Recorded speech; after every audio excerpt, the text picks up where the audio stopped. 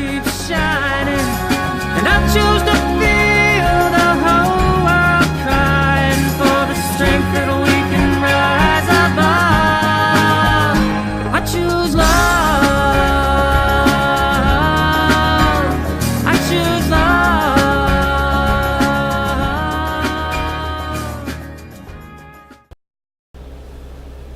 Welcome. Welcome. I'm Larry. We're at Grace Healing. And I'm Ina, Grace Healing. Glad to have you guys here. Happy you're here. The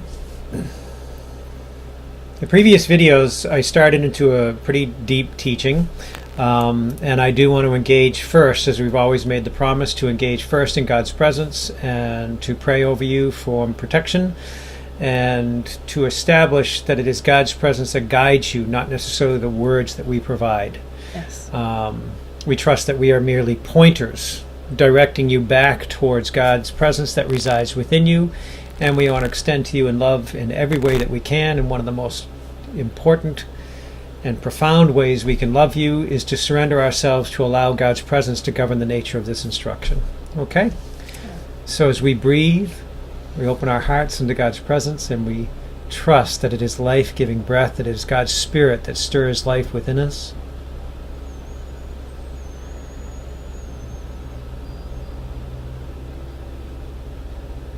And as you exhale, you just release the ties you have formed upon intellects of man, thoughts or words formed that do not align with the perfect nature of our God and Creator. We trust and know that God's Spirit is here to guide us.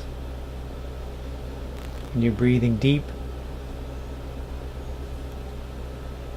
As you exhale, connect the exhale to Yahweh, Zulmiere Andruku Vishnu Evantruku, Dovien Mie Suyotu.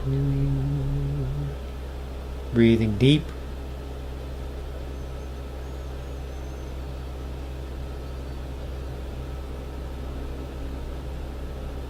Abun Yabun Yebelie Undro. Ora ondra como Yesueau, abon tukuri aum hushonyo. Lord mine khalamoko sapira controyers makleandro urien mine katara. Yahweh, we trust in all thanksgiving to know that your Spirit does establish a hedge of protection within the hearts of each one of your sons and daughters. It draws to this time of learning, seeking, clarification, and wisdom. We know that your Spirit will prevail in this time as we trust you, praise you, and worship you through the name that is Yahshua, the life-giving breath, the Abun, and your holy and perfect name, Yahweh Lachim Atuni Rekabaras Mashem Biyua. Amen. Amen. And just as a reference, as I know these are done as individual videos, I want to tie you back to this video we just finished. When I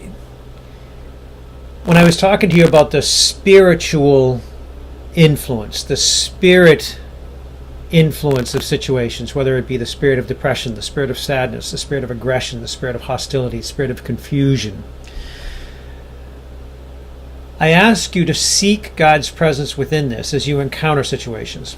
You've gone to a bank, you're standing in a bank line, you're seeing something unfold there, that you would pray to release anything of a spiritual nature. If there's a confusion or aggression or hostility or whatever happens to be rising in front of you, pray and release it from within yourself.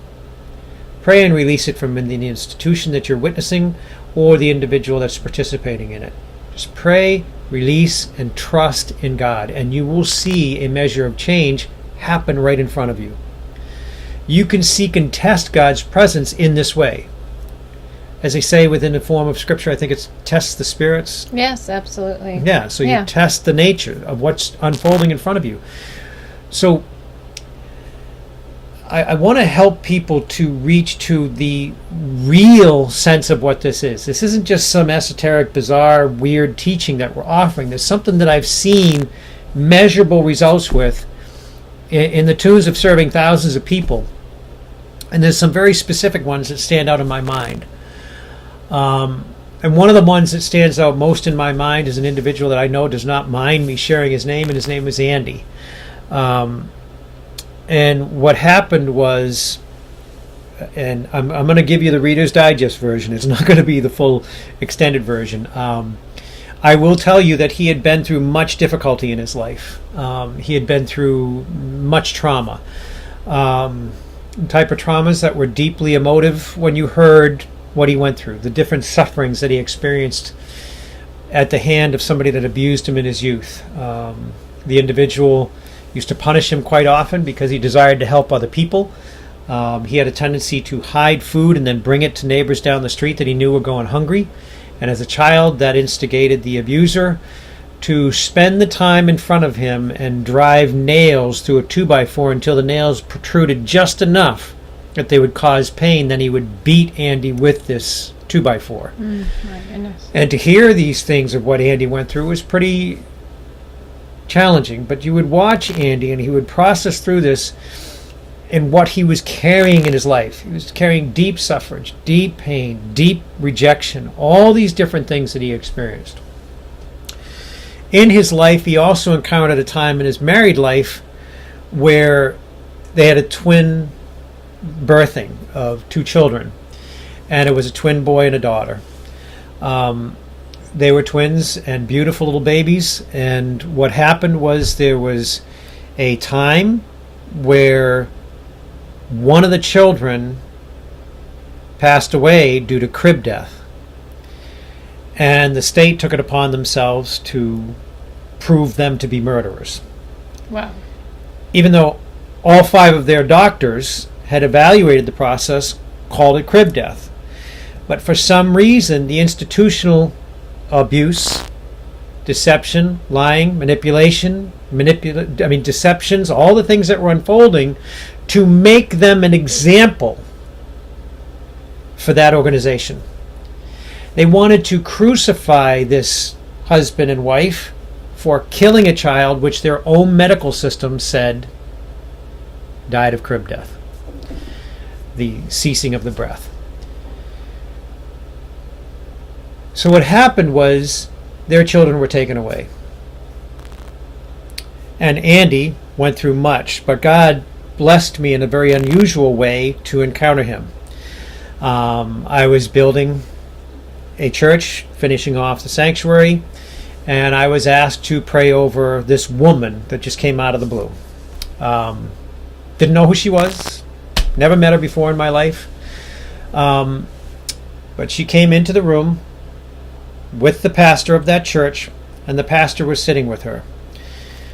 And the pastor came out and asked if I would come in and pray over the woman, because she kept asking for help for her and her husband, but she was crying so fitfully and so uncontrollably that you couldn't even really understand the words she was saying because she was so emotionally worked up. So I walked in to the pastor's office and I went to place my hand on God's daughter, this woman, and as I did, an awareness came up in me, almost like audible. No, you ought to pray over my son. And I'm sitting there looking at this woman. I'm argumentative with God now. What? She's a mess. Let's help. I'm trying to engage, and I look, and the pastor's looking at me like, "What's wrong with you? Engage. I'm like, do what you do. Pray for this woman." And I'm going on in this little mental game inside my head. I'm becoming Peter. I'm denying God. Just like Peter denied Yeshua. I'm denying God. Said, but she's a mess. And I went to place my hand on her head again, and it was very clear this time, an absolute knowing, resounding inside me. And again, it's not like a hearing in your ears, not like a voice. It was this knowing, except it was more firm. And it was this awareness that you ought to pray for my son, her husband. And Larry, it is human weakness. But God, she's still a mess, because she was crying so fitfully. Again, you couldn't understand the words that were coming out of her mouth. She was just so shaken up. Yeah, wow. So I'm praying and still not engaged and putting my hand on her head. And again, the pastor's looking at me like, like looking at me like, why aren't you engaging? What are you doing? Yeah. Because I'm still having this little mental battle that is Larry getting in the way of what God could do. And so I reach again for the third time, and this time I honestly, I had to kind of direct my hand to be on her head, and I put my hand on her head, and I went to pray, and it came through again. This awareness, like resounding through my whole being. No, you are to pray for my son, her husband. And I'm like, okay, so now my hand is still on her head. And I look at the pastor and I said, I'm not supposed to pray for her. I'm supposed to pray for her husband. And she sat up and started talking clear as a bell, and all the tears were gone. Oh, wow. She related the whole story about how the institution was trying to prove they were murderers of their child. They had been living in the street since then because in that distress of losing their child, they also had their other children taken away from them by this institution being so governed by the spiritual nature. They couldn't even see with any sense of compassion that there was some form of truth outside of their particular view. They were cast down so deeply in emotional loss, so distressed, unable to work, and ended up in a homeless situation, literally crying out to God 5 towns away. So, as I said, I'm not supposed to pray over her.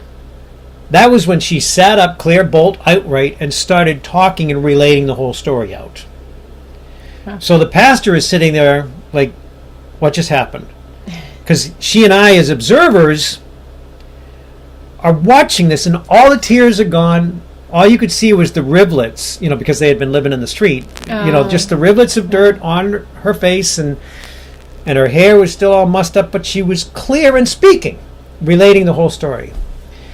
And so this unfolded, and as I'm still holding my hand on her head, and the story's pouring out and pouring out and pouring out, and all of a sudden she comes to a stop. And I said, well, I was getting that I was not supposed to pray over you, but I'm supposed to pray over your husband. Ha! She breaks up laughing now. No way. The church has hurt him so bad, we don't want to be, I'm just coming here to see if I can get some help. No way. He'll never receive it. So what did I do? Peter denied 3 times. I ended up fighting God 3 times. Said, no, we got to do this. We got to do this. So now she denies it. Oh, my goodness. And I have this clear awareness. Reach. He is waiting. He's waiting for us.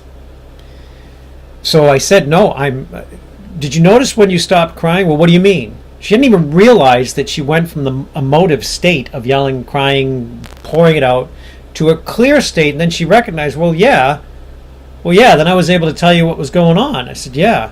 It was the moment I said, we need to pray over your husband. Well, no way. He won't let anybody from the church touch him with a 10-foot pole, because he had been through a number of abuses within the church as well.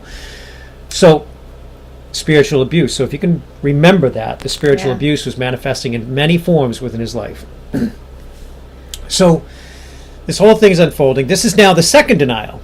No way. He will not see you, will not allow you to touch with a 10-foot pole. He wouldn't let anybody in the church touch him with a 10-foot pole. And I said, no, you don't understand. God is stirring in me, and I can feel and know that we're supposed to pray over your husband, so he will be waiting. Please just try him.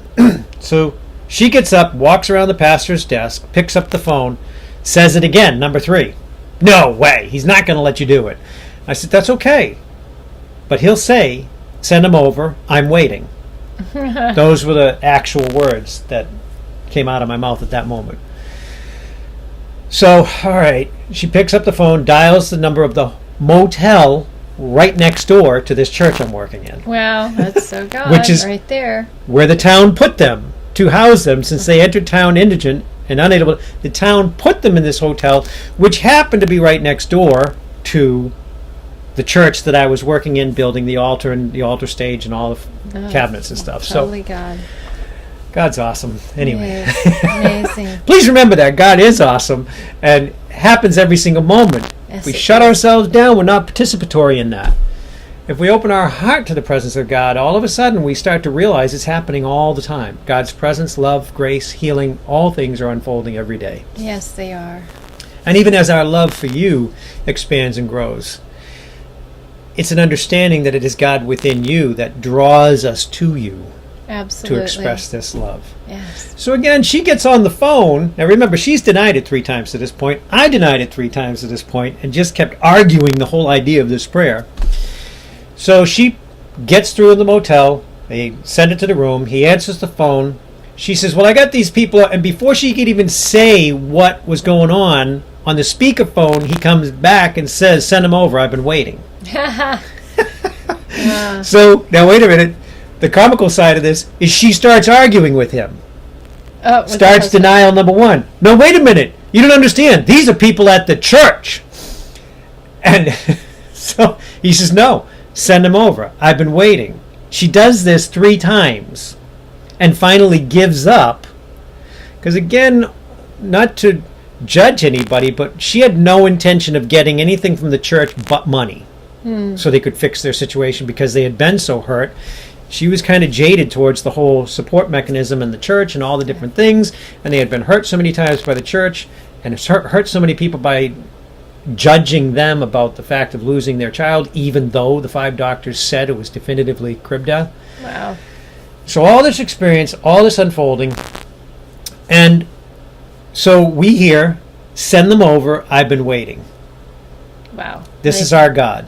And it gets even more incredible. So we go out and we look. Now their car is there because they were living in their car on the street. And it's filled up with stuff, enough room for them to sit in the front seat. And she gets back in the car and starts driving away. I hop in the pastor's car with the pastor and we follow him out. Over to the motel. As we get to the motel, she walks in, opens up, unlocks the door. I step in and I'm like, oh my God, Andy. I knew the guy, but I hadn't seen him in over 20 years. No. Wow. And he's standing there. Well, he breaks down crying when he saw me, and I didn't know what was going on for him. And Amazing. if you really understand the nature of how awesome God is, you will now see an example of it. Because I walk in this room, and I'm stunned to see this guy standing, this big guy standing there, and his name's Andy again.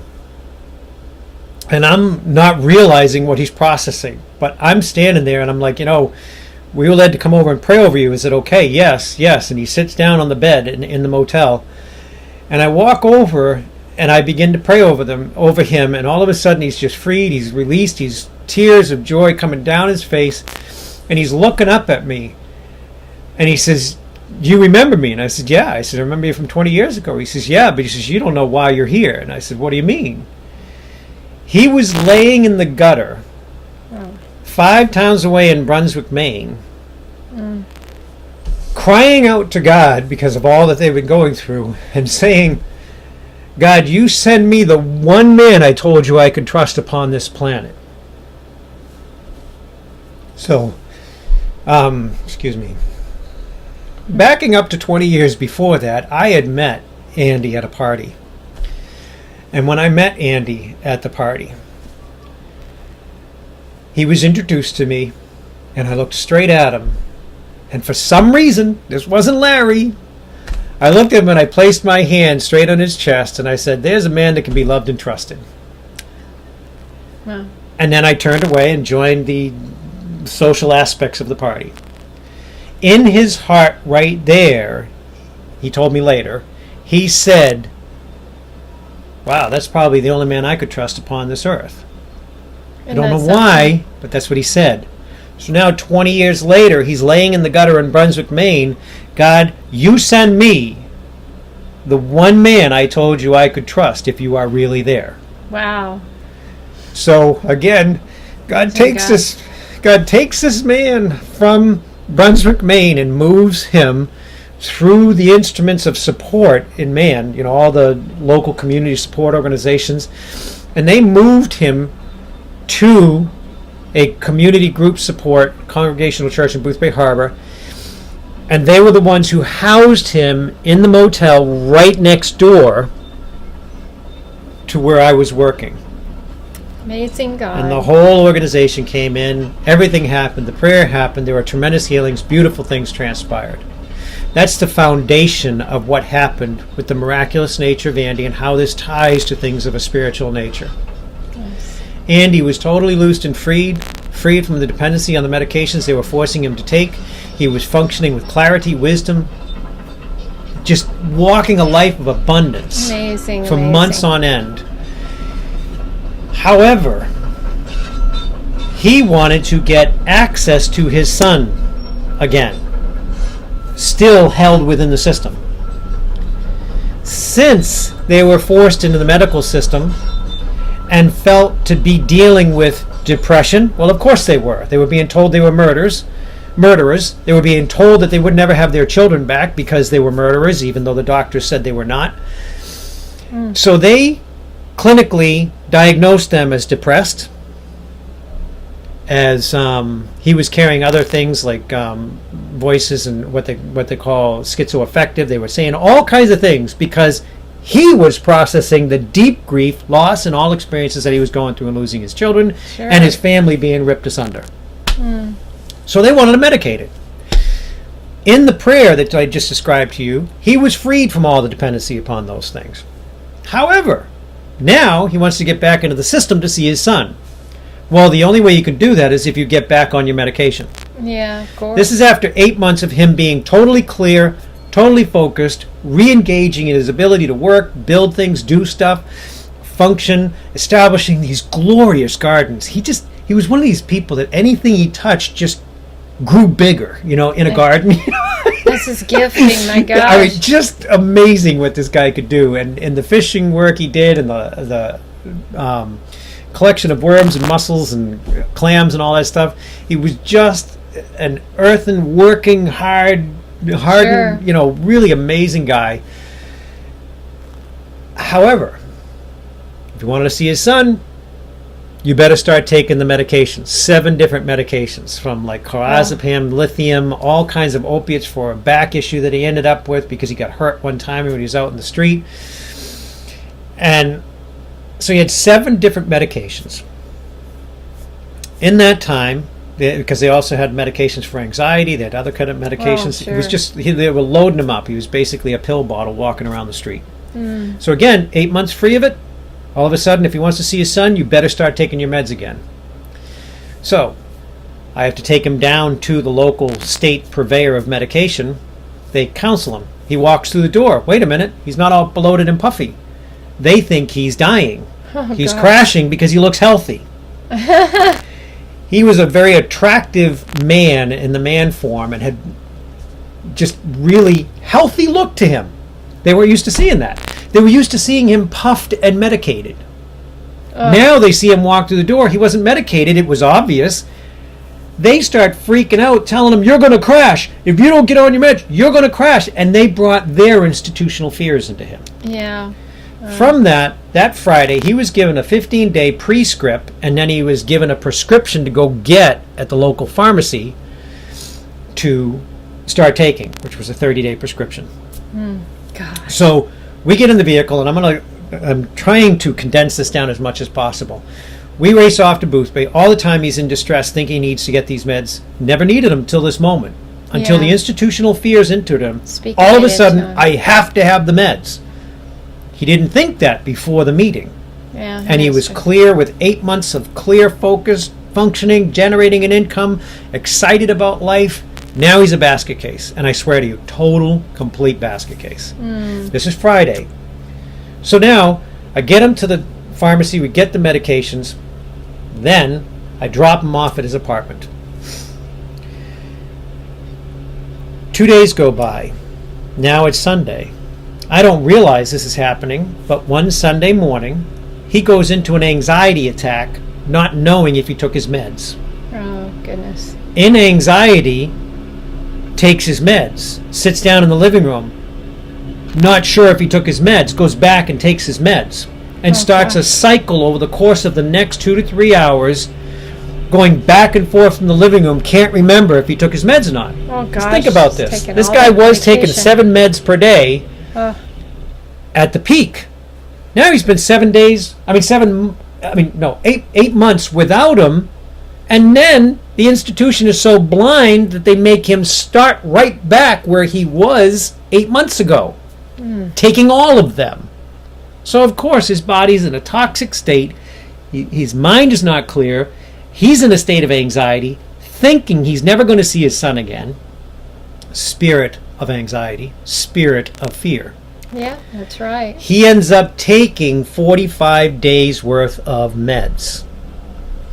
Anybody that's aware of the medications that are out there today. Oh my gosh. And I'm talking lithium, clorazepam, all these heavy psychotropics, 7 different medications times 45 days into his body, and him sitting in distress Sunday afternoon wondering what's wrong with me because he can't calm.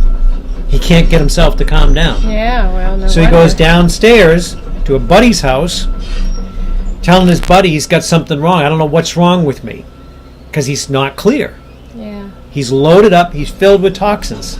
They don't know. His buddy hands him a beer. Oh gosh. Now He downs a beer. This is not helping. Staggers out the door now because the meds are taking over his body. Staggers across the front lawn into the main road, and just guess what happens? A policeman drives by, sees him of course. staggering into the public, and arrests him for being a public drunk. No alcohol in the bloodstream. However, alcohol in the breath because of the one beer. Gets whisked off to jail. And I still don't know this is unfolding. Turns out Andy had my business card in his pocket. Wow. So he gets to the jail. They throw him in jail, thinking he's a public drunk. They'll Yeah. sleep it off, kind of thinking. Yeah. Well, I get a call the next morning about 3 o'clock. So now this is Monday, 3 o'clock in the morning. I get a phone call from the local sheriff's department saying we have somebody up here and he had your business card with him. And he keeps mumbling about meds, and we thought he was drunk, but he's not because he's getting worse. Now, please remember, 45 days worth of meds, heavy psychotropics, lithium, clorazepam, all these heavy things in his body since Sunday morning into the afternoon. We are now looking at close to 12, 14 hours, maybe even longer, that this stuff has been gestating, sucking in the liver, filling, overflowing into the kidneys, Oh, causing gosh. serious bodily damage. Yes. Wow. So they said, you got to see, can you get into his apartment? I said, yeah, I know where the key is. And I went to the apartment and I find all his pill bottles out on the counter, almost all of them empty.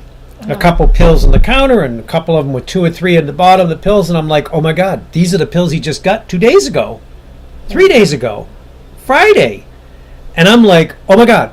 This is an overdose situation. So I threw them all in a plastic Ziploc bag and I raced up to the sheriff's department where they had him in jail. I went to the window and they have this little window that you drop things under. I drop it in there and I said, this is not a drunk. You're dealing with an overdose issue. Yeah. So they went immediately into their emergency procedures to deal with an overdose, but I said, can I see him? So they brought me to a room where I could sit on one side of it, and it's not like Hollywood in our small community. It's not this long table with little telephones and everybody talking and all guys, all inmates sitting there. There's one room, one person, a big glass wall, telephone on this wall, telephone on my wall, a chair sitting in the middle of the room with the glass wall separating it floor to ceiling. Sure. So I'm sitting there in this room where they put me, and then I see this door kick open, and I see 2 gentlemen sheriffs and a woman sheriff supporting Andy, feed him into the room, and he bounces off the door, bounces off the wall, bounces off the other wall, falls into the chair in front of me, and is just all over the place. Wow. His eyes were so bloodshot red and yellow that you couldn't. He usually had like a really deep blue Blue eyes. really crystal blue eyes. All you saw was a black dot, red and yellow, Oh God. coming out. And to my understanding, and I'm not a medical practitioner, I'm not a doctor, but what I could see with the jaundice yellow, the green pallor to his skin, his intestines had shut down, his kidneys were failing, his liver was failing, he was dead. Sitting before me, this guy is dying. They got ambulance coming to the sheriff's department. And I just, trying to get his attention, I couldn't. I had to smack the glass wall to get his to look at my finger, then pull the finger down so that he saw my eyes. Oh. And then I pointed at the telephone on the wall, and I grabbed the phone, and he grabs the phone, and then I finally got him on the phone. Oh, yeah. Wow. And then I heard this awareness within me teach him like a child to speak my name. No. Andy, say with me, Yahweh, Yahweh. We need to pray. Yeah. And he's like wobbling all over the place. Not even coherent. Well, again, we began to pray and release these individual spiritual influences. Spirits of abuse, spirits of aggression, spirits of hostility, all things that he experienced within his youth, unforgiveness. We went through 167 individual spirits, Wow. loosed and freed into God's love. Not bind, casted, off into the places of darkness, or some people say cast into the place of the dry bones, whatever it is. I can't function that way. I surrender into God's presence, and all I know is his love. That's so easy. It is. And in his amazing. love, the captives within Andy, We're set free. exactly, 167 of them in that Just moment. Whoosh, whoosh, whoosh. Yep, exactly. Doors open, they're gone. But what the amazing part of this was not just that the prayer happened to set 167 captives free, but the reality that as I watched, I realized Andy's speaking perfectly clear Amazing. into the phone. The jaundice is gone from his eyes. You can see the blue of his eyes. You can see the whites of his eyes. All the bloodshot is gone, and all the green and yellow pallor of his skin is gone, and he's perfectly clear. Oh, wow. Totally new to me. Awesome. Totally shocking. Threw me for a loop. I'm stunned. I'm in awe of God. Then it's time to I said, well, what do you feel as I'm looking through the glass? And as we kept going, he kept naming the spirits as I would bring them up. Oh, wow. So now, I said, well, what do you feel now? He says, hopeful. Awesome. Great. There's an attribute of God's presence. Now I want you to go back to your cell, because remember, he's still in the jail. I want you to go back to your cell, sit within hopefulness, search the presence of God, and see, does God reveal anything before me spiritually, behind me, beside me, above me, below me, that is not of the nature of God? Then release that into the fullness of God's love and presence. So he did. He went back to his cell and he sat there and he found more unforgiveness towards his father, for more unforgiveness towards an uncle, more unforgiveness towards an individual that hurt him Wow. most of his life, and he kept releasing them. Awesome. But the police let him go. Because the other thing was, they opened up the door to receive him, expecting to catch somebody, because he was probably staggering out there when we said we were done. Yeah. And they're like, and this guy walks through their midst totally clear and totally focused. Something's going on Looking here. back through the door, going to me through the glass wall. What? And I'm like, I don't know. I just prayed. You know, I'm looking back through the glass, and I just prayed. You know, I don't know. And I turn around and leave, and I walked out of the parking lot, and quite frankly, broke down in tears, just crying in awe of what God did in Yeah. that moment. Absolutely. So I'm thankful that you bared with me through this story, because I know it was a little bit more involved in our time as usual. And you will find me drawing back to this instruction on a number of following videos so that you get an understanding of what this really means. And from a medical standpoint, there's no way this could have transpired, No answer. because he still had the toxicity in his liver, his intestines, of 45 days worth of meds in his body. Amazing. So to me, I had to reconcile, wow, I'm not even with him. He's theoretically in another room. We're talking over a telephone. It has nothing whatsoever to do with this guy Larry, but everything to do with God in Andy. Absolutely. And the same that is God within you. Yes. But because he was so close to death, he didn't argue, he didn't fight it, he didn't think about it, he just received. There it is. The receive. Yes. Just to receive. Yeah. And you're going to hear more and more of these kind of, to be used powerfully like this that Larry is used in Grace Healing, but so many testimonies, and it's endless. This is just one, Yeah. and there are many. But I for me to sit here, and you're going to know I'm going to speak more at other times, but Yep. right now we're at the beginning stages of Grace Healing Instruction. being instruction and what this is about. And he has a lot to share. A lot to share. And this is just one, but it goes back to you. It goes back to you to know how much God loves you, no matter even if you're going through some type of depression, or you've had a spouse that has left you, or you feel like you're not sure if you're going to make it to the next paycheck. You're not sure if you're going to have a roof over your head. Yep. Well, I'm here, and Larry can testify as well, is that he'll never leave you, forsake you. And it's in those things for which you could practice, and even bringing these up, that fear, releasing that spirit of fear, Yes. or confusion, or lack. You feel like you are lack. You are not. It says in the Word that the power is in the tongue. Yes. It's either life or death. And you can speak life, and even though you may not see it manifest right now, but it's within you to come out and know that God honors that. Yes. He'll never leave you or forsake you. He loves you. He made you and created you just the way you are. Just the way you are. So for you to come on and to be a part of this, just to listen, take the time to just listen within yourself of Yeshua, even your own heartbeat, your breath, that in itself, to magnify him above all else, no matter what's going on, just quiet yourself, let that peace of God rise up and bring you into his love.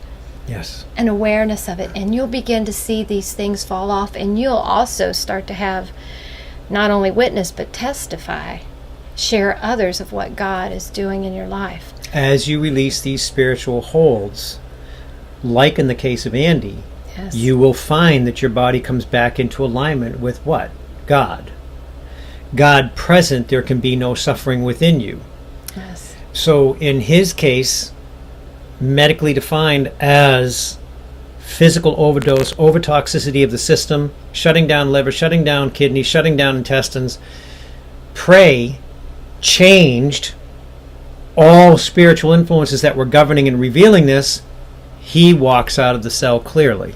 Amazing. To me, this was the beginning stage after God revealed the covenant in love. What exactly are you showing me, God? And God revealed to me this experience with Andy.